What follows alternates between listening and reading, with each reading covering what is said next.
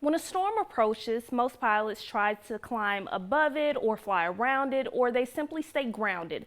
But there is a crew of flying meteorologists who not only take off into storms, but they do their best to fly into them. These hurricane hunters are getting ready for their busy season. I caught up with them to find out why they do it.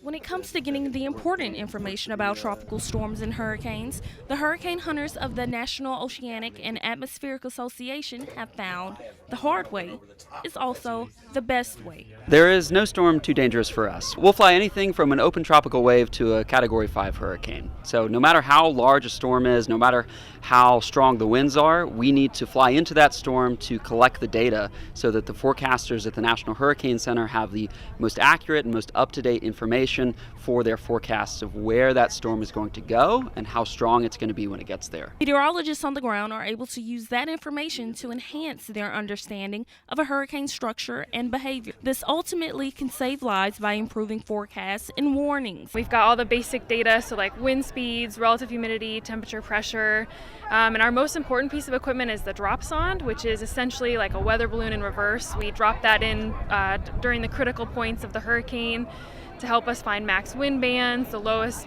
minimum central pressure, which helps us determine intensity and then movement of the storm. The North Atlantic hurricane season officially begins June 1st. The director of the National Hurricane Center, Mike Brennan, says the next weeks are critical. This is the time to prepare for hurricane season. We're about a month away from the start.